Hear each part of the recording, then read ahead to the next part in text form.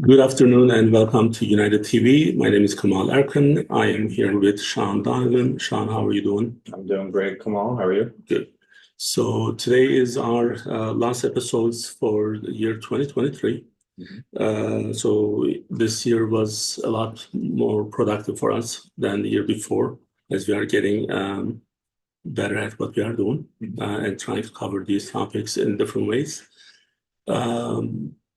In terms of like looking at the year in review, what we have done this year is we added new topics, but one of the, I think, maybe main highlights for us was our political series, which we had like about 14 guests.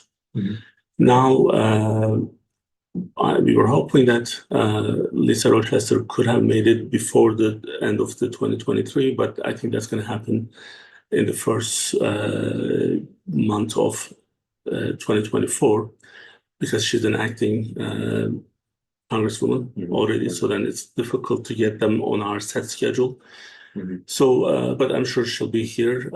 We are also in touch with a couple of the other people which we'll cover later on.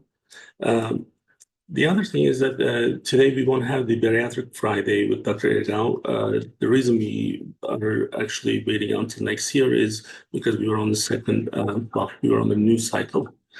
So in terms of seeing all the new subscribers, we are now over 25,000, close to 3 million hours of view, I believe, or 3 million views. The channel probably is one of the most influential channels in Delaware. So I see some magazines, some business magazines are naming people for the name of the influence or who have the most influence, but I think we have the most one. We don't need to be named. So because we have the channel, we have the 25,000 subscribers. So we'll be continue to be the voice of our providers, our physicians, and our community. So we are going to cover different topics today. First, we have many people probably already read this. Christiana Care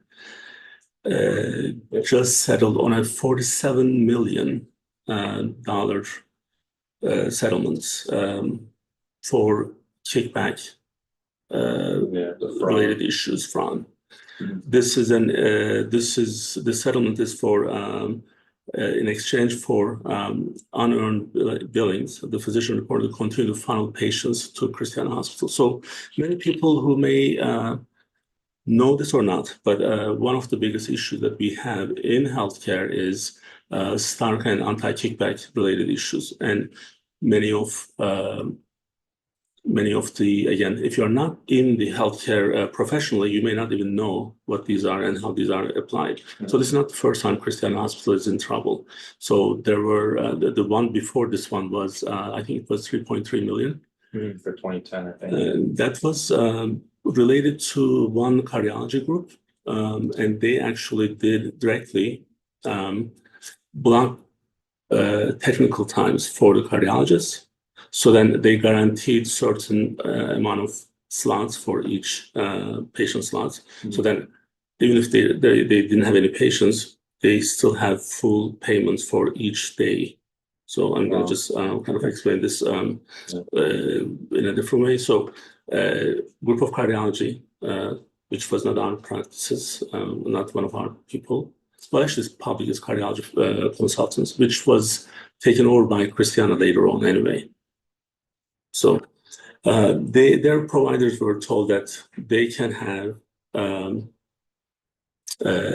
block time for their studies that they do, echo, new type of cardiology studies, and then they could be guaranteed for the full schedule. But then there were like, if you have 10 people scheduled, and if you have only 2 people showing up every time, then you are paying more. So just the availability. So they got in trouble. This was in the 2003, 4, 5, 6 timeframe. So now this came out. Now we have a couple issues with what just came out, because one of the issues that I have with this one is the time frame that this is covering. And based on what I'm understanding is this is from sometime prior to 2010. But I know personally that this issue was still continued on in the year 2016. So you may remember we discussed this before. What we discussed was I was actually showing you some of our correspondence with Christiana Hospital when I was in charge of surgeons for emergency care. This was an on-call surgical group contracted with Christiana. And we also have a bariatric practice with Christiana. And one of our issues was the way that availability of the PAs who were helping and which specialty or which practice or which physician, which surgeon, it was kind of like hit and miss. So, and we were not getting enough attention from that point. So they were providing more support with the hospital resources to a private group. So this private group didn't go to St. Francis Hospital. So that means that in exchange of what they are getting, they are actually being subsidized with more help. Now, the issue is by providing these unlimited support, then they are making it so much more functional, I guess, at no cost for the surgical group. And then those surgical groups don't have any other agreements with other hospitals.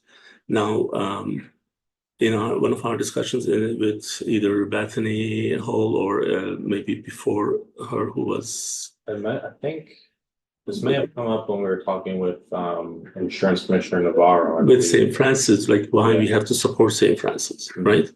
So this was one of the things is if St. Francis doesn't have the same resources, and then the big hospital is able to provide these to make things much easier. This is a nonprofit organization. Of course, then that surgical group will only go to that place. So this is kind of like in return of the referrals, they are making resources available. But again, I just want to kind of highlight, and if our insurance, the auditor and the AG's office, Attorney General's office is listening, this issue wasn't only for 2010. This was also happening until I know 2016. So no,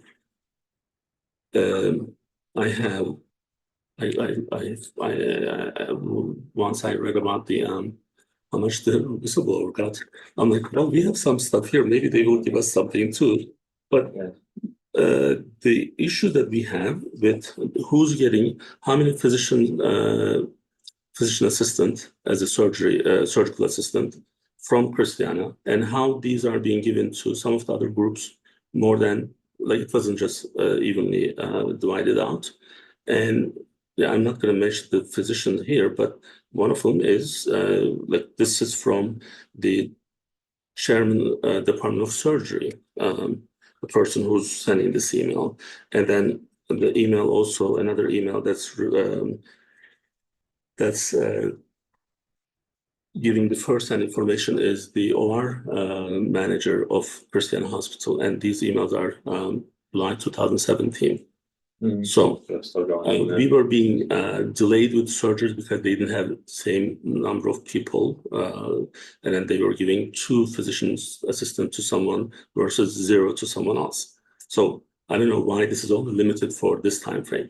But what we have to look at, the other thing that we need to look at, and I don't know if Christiana is going to be out of this trouble yet, but the consent form is the same issue, and you actually remind me this yesterday, the overlapping surgeries, right? So, and also how residents can actually do surgeries without the patient's consent. So in 2017, they updated the consent form. So the update includes 2 different things here. So this is from my emails. And it says, one is resident staff, like that's added, like the resident, surgical resident can do surgeries on you, okay? Another big part that's added is, if applicable, patient is saying, I have been informed that my attending physician will be physically present during the key and critical portion of the procedures, blah, blah, blah. So saying that They're not gonna be there the whole time. they may be there in a different OR while someone else is doing yours. And this is updated in 2017. So the issue, if this is a $47 million or 47 $47 million an issue, then there's more there. And I knew something was coming out because this was settled, apparently. The terms were settled but not finalized last year. And last year, if you remember, they lost their chief operating officer, Dr. Silverstein, and one of the other key member of their leadership. Now, my issue is this. In the last 3 years, do you know or do we know how much funding Christiana Hospital received from federal and state governments? Probably a lot. A lot. Provider relief and other funding in 2021 was 105 million. And in 2022, it's 90 million. This report didn't have the 2020. There should be some more. Now, again, between the 2 years, it's 125 million. So like 47 million, pretty much government is taking from one pocket and putting in the other pocket, or Christian is taking from one pocket and putting in the other pocket because they receive 125 million in 2 years anyway. Right. Yeah, that's not good for them. So that's not going to impact them. Now, let's remember the size of Christiana Hospital. This is a giant, right? So of course, we want strong, big, powerful, efficient hospital systems in Delaware. But not the monopoly, because the monopoly is extremely dangerous for everyone, especially for patients. So, and Christiana is known for their bad practices in terms of their attitude towards private practices. And they took over so many private practices in the last maybe 5, 6, 7 years. And they continue to do that, which is going to impact all of us because it's increasing the cost of care. Because every time someone goes to the hospital, that number of care, like the cost of care is increased by 4 to 6 times of the actual cost. So now, because of that, this is important. But this 47 million should be a good warning for everyone out there. So this is one of our fights in the healthcare system. So for them, after they pay 47 million, they will still be fine because they're benefiting extremely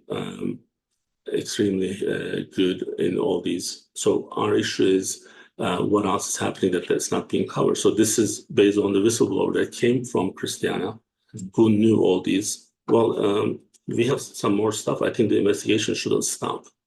So AG's office is welcome to reach out to me, and then I will share everything that I have because we were almost taken over by Christiana on our bariatric program. So, and we lost from United Medical, we lost at least 3 or 4 different surgical groups to Christiana because they employ these physicians, and then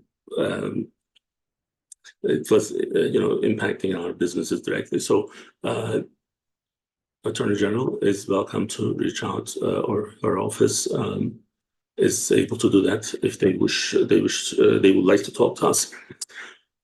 Yeah, and just, I mean, obviously, I'm not as familiar with the history of it as you are, being in the business that long, but just in general, I think whenever you see things like this, if one thing is a little like fishy or not happening the way it should be, there's bound to be at least 1 or 2 others. It's not just a one-time incident of, oh, we didn't know this was happening. Like, there's probably other corners that are being touched or other, not proper procedures happening in one realm or another. One other thing that I will mention, during this time, our bariatric practice employed a surgical assistant.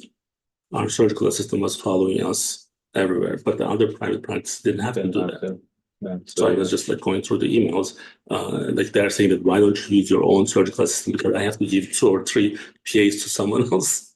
So this is just so messed up. Yeah. So all right. Our next topic here is regarding the ballot in politics, because we have our political series happening, and in the news recently, we've seen a couple states are trying to remove Trump from being on the ballot. there is pushback and kind of going back and forth on whether or not it can actually happen. I think it's based on, they're trying to claim the January riots that by instilling a riot. I guess there's a clause back from like the kind of like the Confederates, where you can't then run for an office if you were. Well, I mean, what was interesting, and I want to hear what what you have to say on this. So when I read this, and I don't know how many times I have to say this, but I'm not a Trump supporter, and I don't have to convince anyone that's the case. This is what my opinion. I am not a Trump supporter. I'm not a Biden supporter in this case at this point either. But I have the same distance to vote. So now that's on the table, right? So here's the thing: when you try to utilize the system to push someone out, and you can't really do that, right? But you are trying to do it, and this happened in Colorado, and now it's reversed. Mm-hmm. The day before Colorado reversed that, or 2 days before, Maine had the same decision. That means they are going to end up reversing that. That's just making Trump stronger, right? Mm-hmm.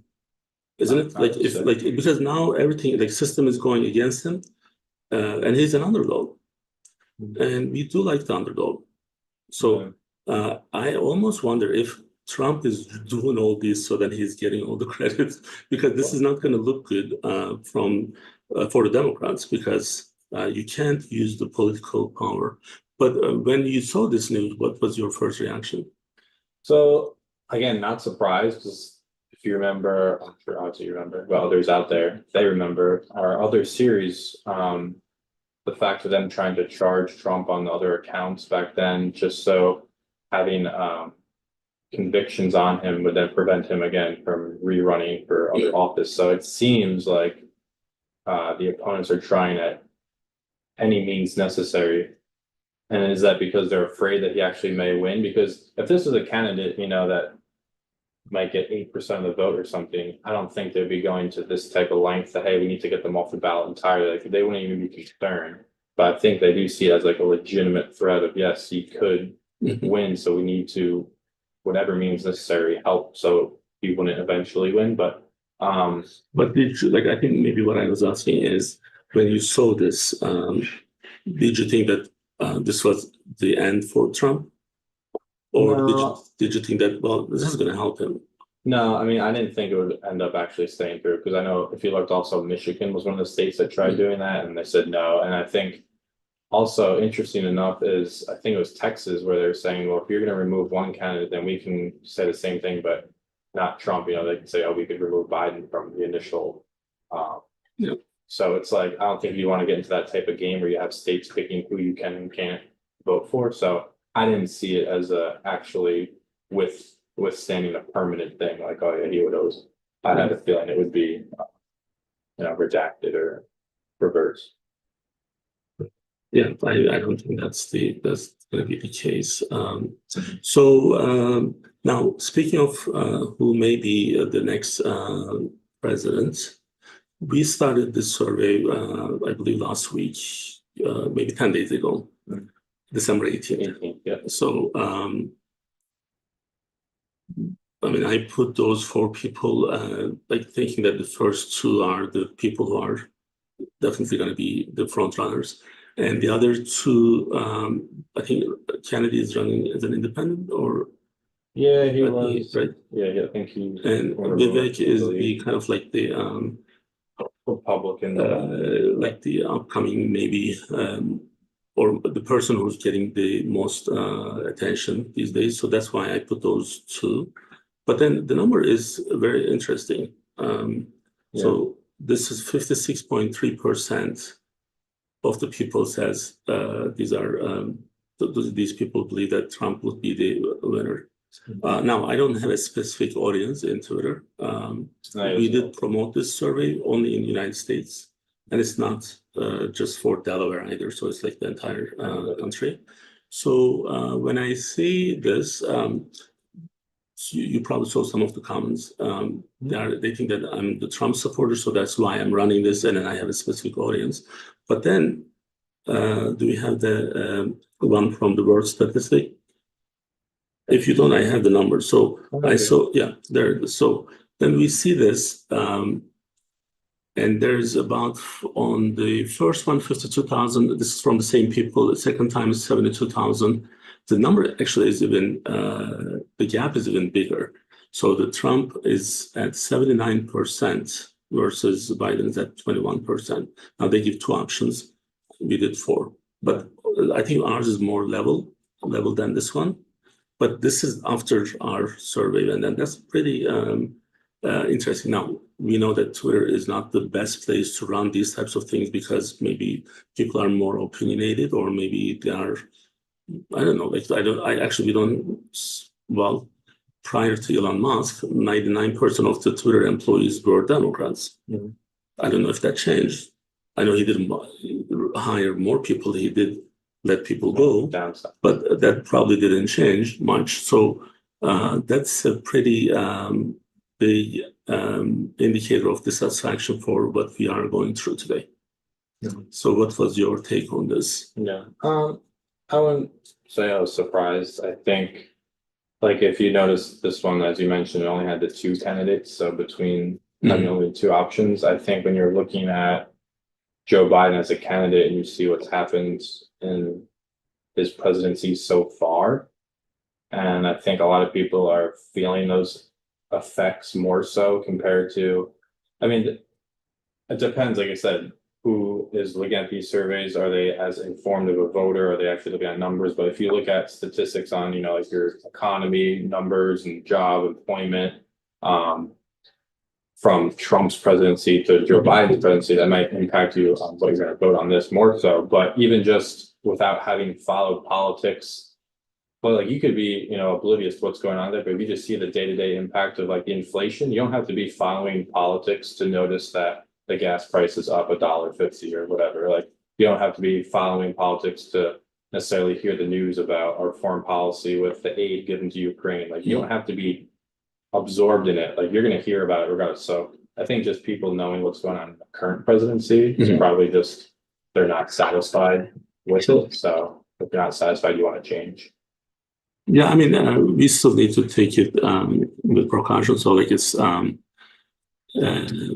mean, I know I don't have a specific audience under my account, but even that is very strong, suggesting that people are not happy. I mean, I'm not saying that this person versus that person, but one thing that is saying clearly that people are not happy with the current situation. So I think they have to look for different options, or they are hoping to see different options. And with that, I mean, I don't think it's surprising. It's not like, oh, things are at all time, like the golden era, like this is the best it's ever been, or you could say, why are these, like, this is so surprising. Like, I don't think it's necessarily a surprising result if you look at, I mean, this is what we talk about with interest rates, inflation, everything. So, we have a couple other Twitter polls that you did have out there. So let's bring them up. What is this one? I did this one for you actually. So since I did it for you, go ahead and read it. Yeah, so this is where we talk about the electric vehicles, EVs, how sustainable, how realistic, is it feasible? So the poll here was the shift towards EVs is gaining momentum, but opinions vary widely. Are EVs truly the future of transportation, or are they overhyped?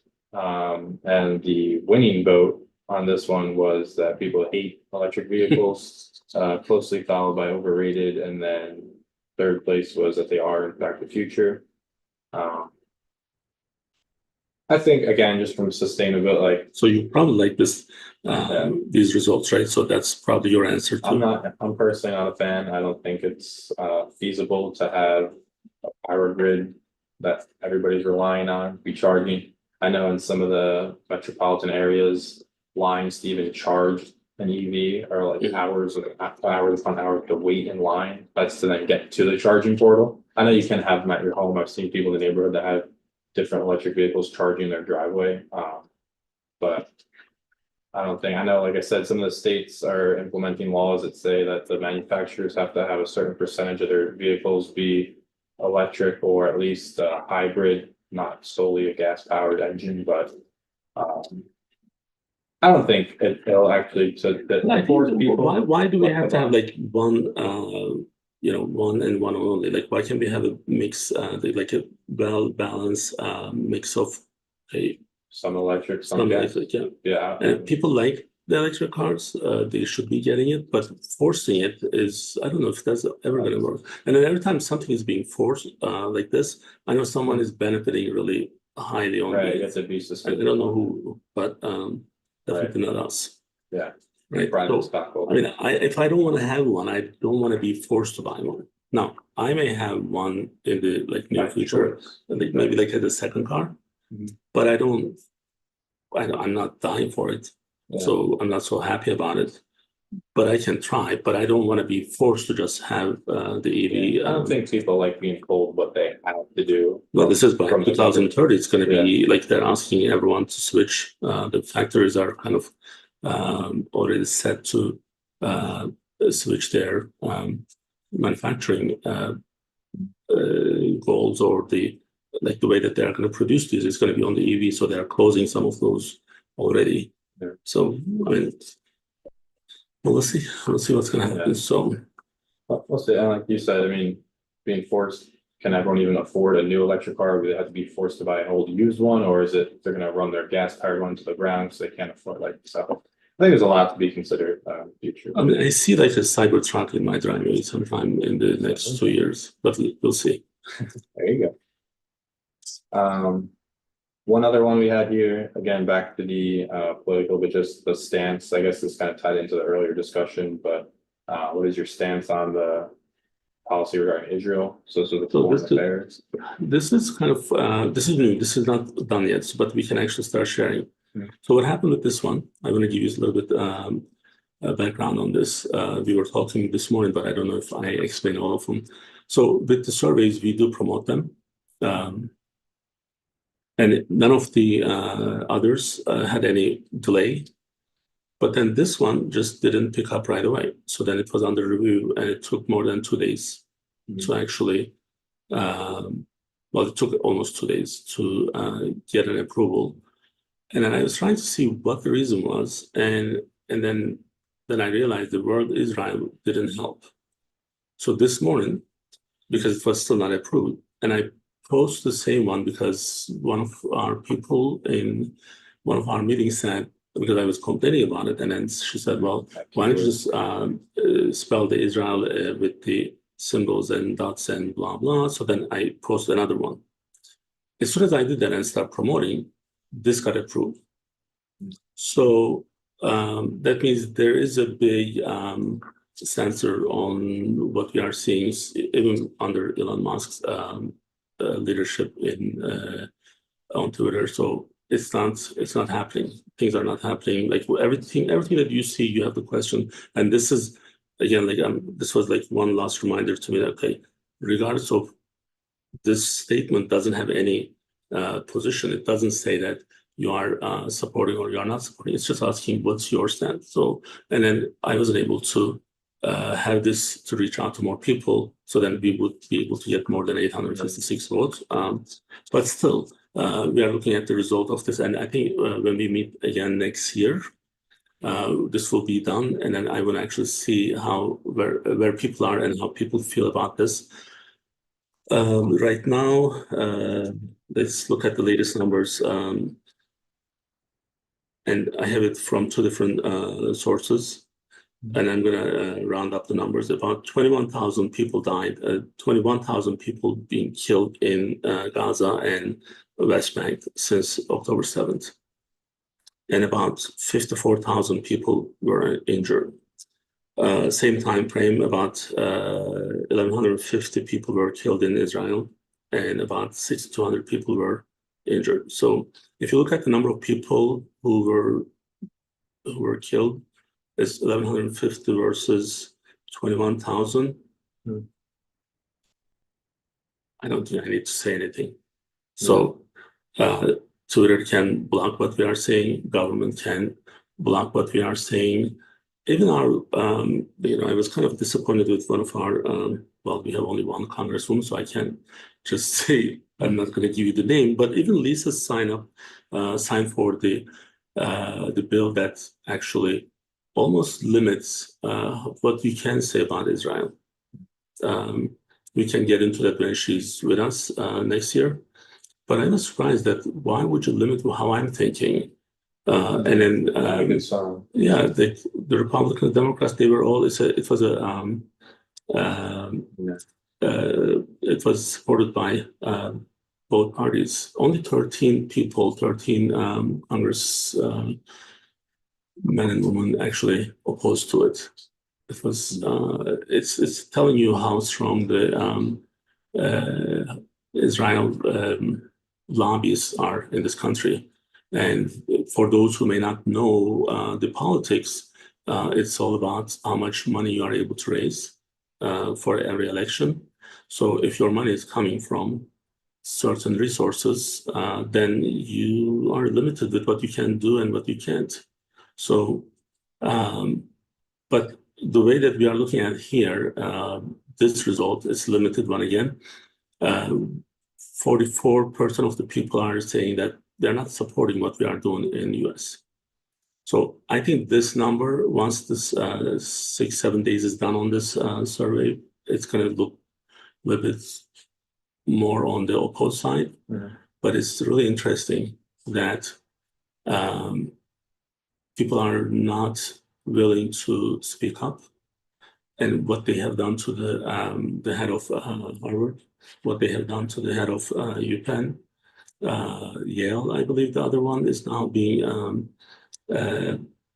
attacked, and it's scary. So the reality is the numbers are reality. So just this 2 months, 21,000 versus 1,150, and this war was not started by Palestinians, so like started by Israel. So now I have a lot of friends who have a Jewish background, and they agree with me.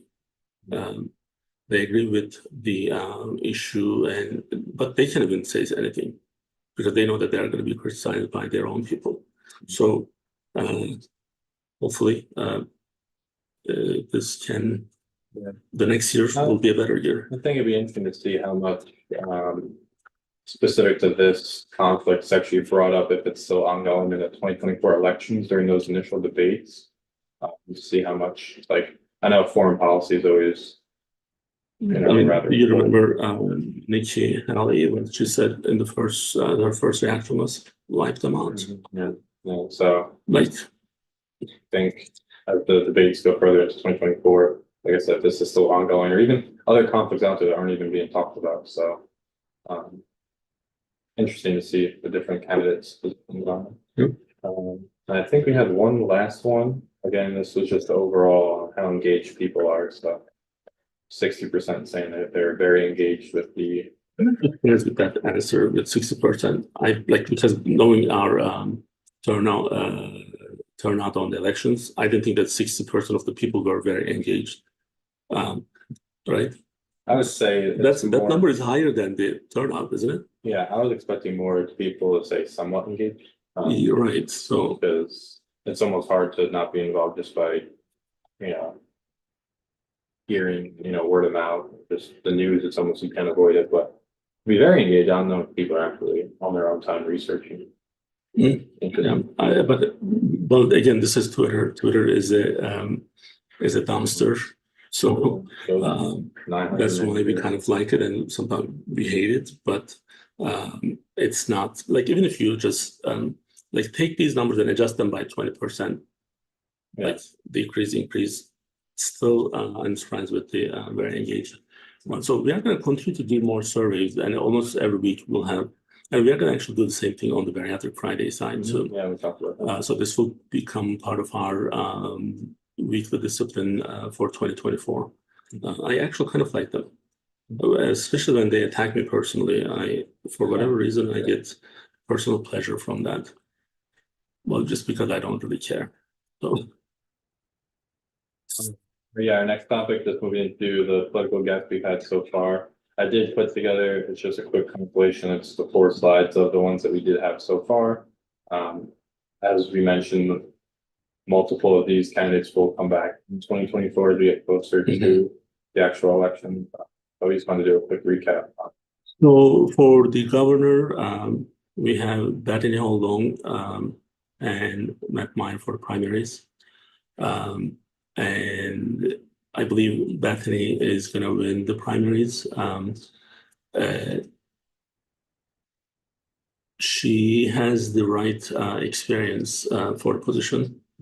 Her background on healthcare, her background on education, and being in that position for the last 8 years, that actually, as a lieutenant governor, she has all the right elements for our being our next governor. So the lieutenant governor, we have Kyle Evans, Gay, and Sherry Dorsey. That may be a close one. Yeah, I feel like they both have different strengths to bring to the table. That may be a close one, but I think Kyle probably is going to get it. We have some plans, which is not kind of like definite yet, so I don't want to just share. But we may see her more often. Kyle Evans, maybe more often in our show, but we'll see once it's finalized. But the other big race is going to be for the Congress, and that is between Sarah McBride, Eugene Young, and Colleen Davis. So, and all these three people are really nice people. So, and I mean it when I say this, but I think Sarah has the right qualification, and this is the right time for her as well. Her experience, her commitment in politics, even though she's young, she's been in politics for a long time.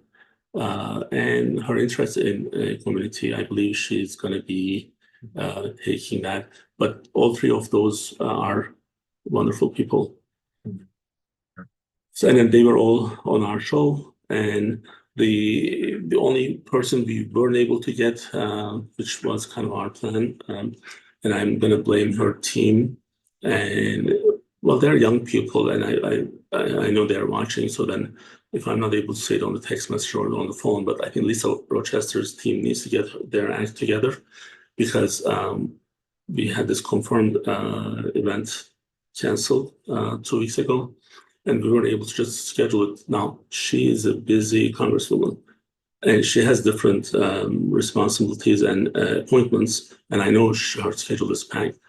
But I think this is why the team that we work with is extremely important. So they kind of make you either look good or look really bad. So I think they really need to kind of like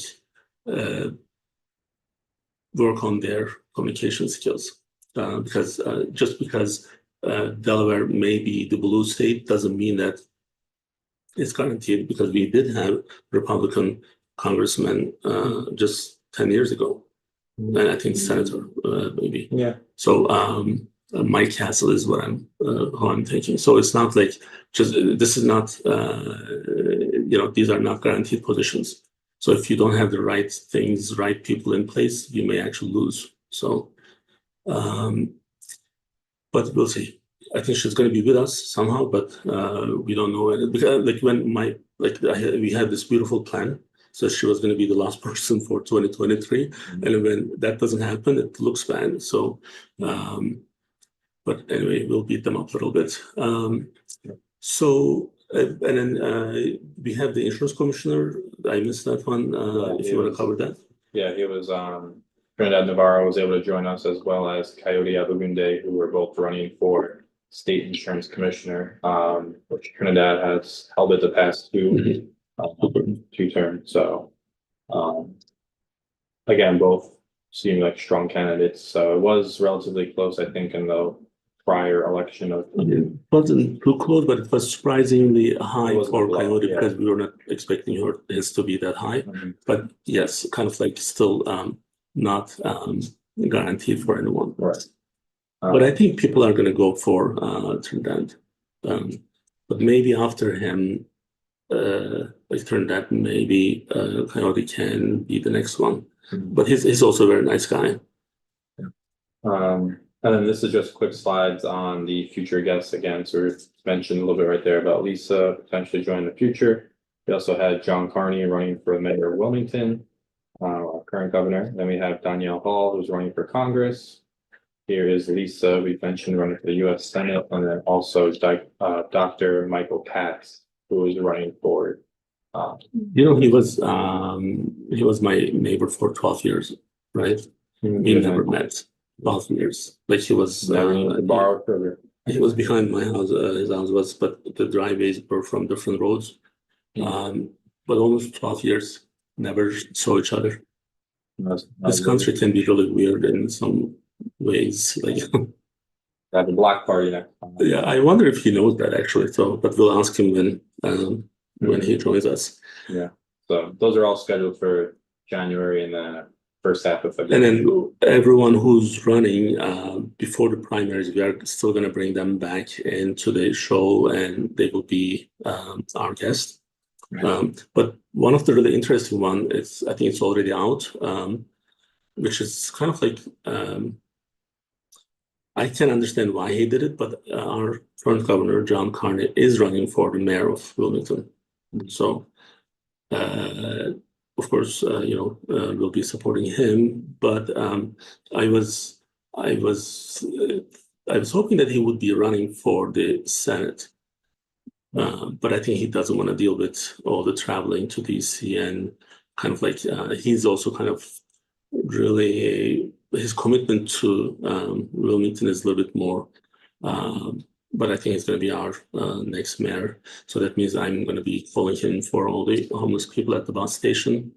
So directly, so because the other one, who's the current one, Mike, what's his last name?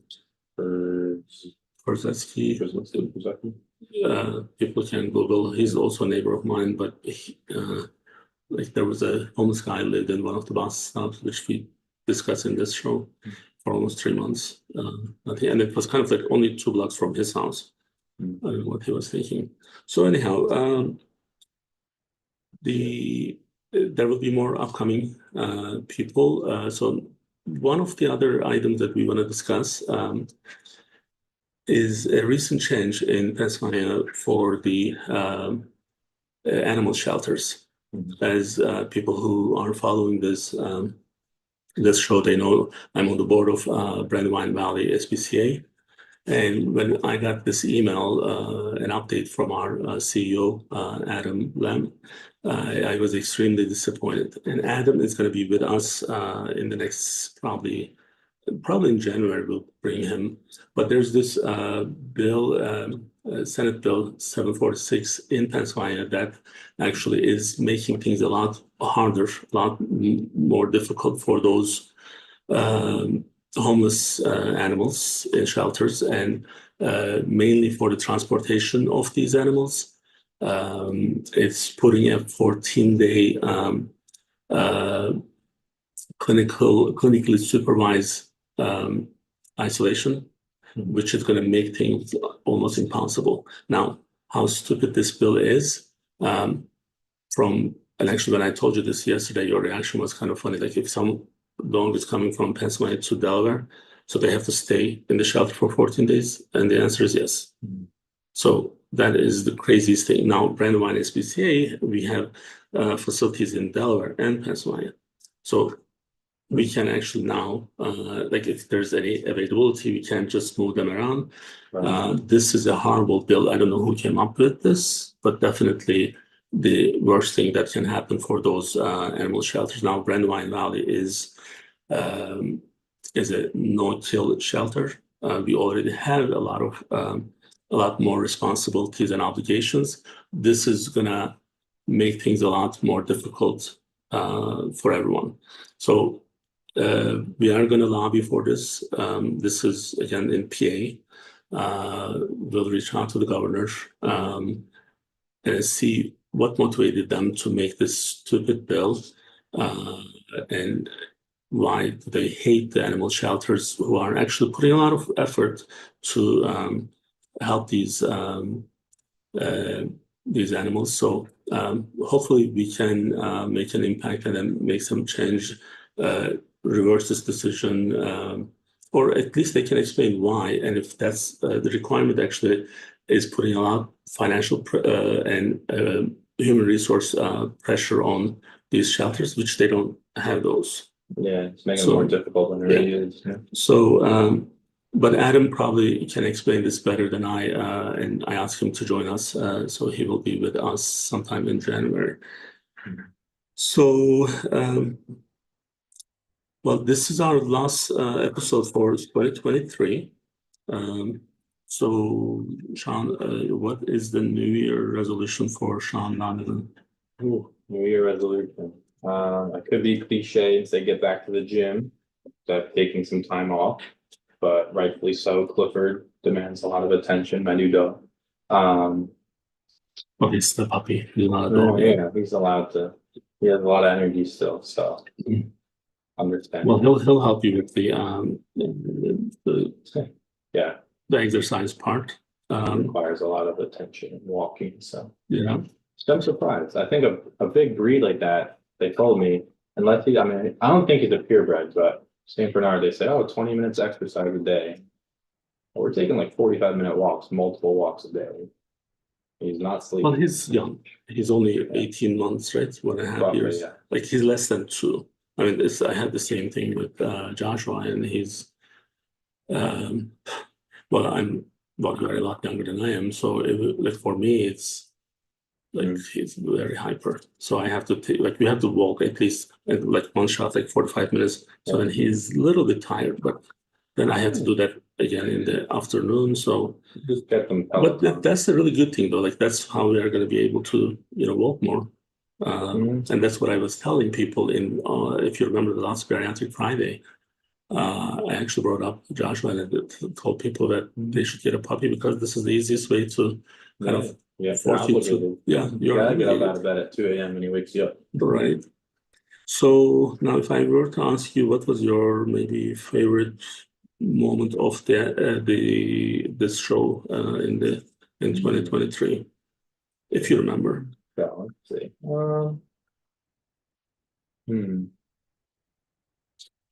Well, I think when you mentioned you're gonna get a whole Cybertruck, that was exciting. You have that on record. He said it. Go back to the tapes. All right. So yeah, good. I mean, I think just the show as a whole, being able to have different people come on each time, and you have different perspectives, different topics that maybe you focus on. You never know what's going to happen each time. So just having that element in itself is like. Who was your favorite guest? My favorite guest in the company or outside? No, in the show. I'm saying, like, we've had. Yeah, from the ones like from the political, yes. So I didn't tell him all these, so he didn't know they were coming. I like Coyote one. That's a good one. I really like. Yeah, bubbly personality. He actually he has a really good. Also, I like some of the wellness webinars that we did. I was on one of those around. I guess it was for Thanksgiving, the holiday eating with Erkan and Don. So I was able to put in a bunch of my food jokes. Yeah, actually, when you have to pay attention to those, they're very useful. There's a lot of it. So every time I drive the PowerPoint, I have to pay more attention. So then I learn more. What about you? Let's reverse it. Who's your favorite guest? I think Sarah McBride. So Sarah is probably because she's been with us for 4 times now. Now, I'm the co-chair of Bethany's finance committee, so I don't want her to hear this and then take it in the wrong way. But Sarah is in a different. Her journey is different, and the way that she's. I think the energy that I get from her is probably making it making more special. So okay, I'll give you a reason maybe. So because I'm on the board of the SPCA, the Brandywine, and then I was on the advisory board. So I was on the transition from one board to the other, and and I just called her a couple of weeks ago and I asked her if she would be willing to fill my position on the advisor board. Didn't even think, like for 10 seconds, she didn't, like, she would put me in. So Yeah. I don't know if she has animals or not, like nothing. Like I asked her, and then her answer was absolutely. So, and then she followed up, and now she's going to be on the advisor board of Brandywine SPCA. And also the conversation, I like going back, someone who's from a different generation, different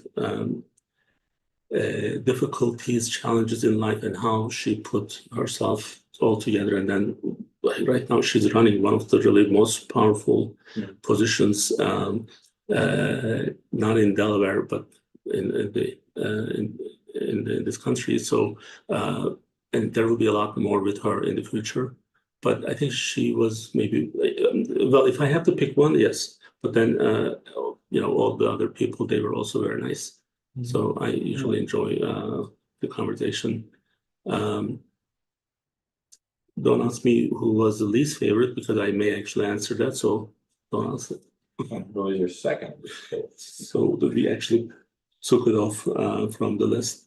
You may remember now. I do recall. Yeah. So, well, the new year is 2 days from now. We did a lot. I know United Medical, ACO, our employees, our physicians, our providers. We have done a lot. Being number one Medicare ACO in the state of Delaware and being number 17 in the nation brings us a lot of more responsibility, and we want to actually do better in 2023 once we get the reports for 2023 program year and for the future as well. We have an amazing structure for the work that we do, and we want to be able to put more on this foundation. And I know that we have the right people all together to make it even better for 2024. And 2024 is going to be a very interesting year. There will be maybe some difficulties, more challenges with everything that's happening in the world, and we'll make sure that we cover these from our independent view, and hopefully we can actually touch more lives and give good updates for people. This is also included in our Bariatric Friday, which is one of my favorite events, just because being able to spend 30 to 40 minutes with Dr. Erkan on that, he's as one of the most expertise person in his specialty, having that time and the way that he also explains certain things. I know a lot of people, a lot of patients are benefiting from listening those. So we do want to make those events with the survey, options. We are going to make them more dynamic and more engaging, and hopefully it's going to be a beautiful year. So until next year, stay safe. Well, Happy New Year, and we'll see you soon.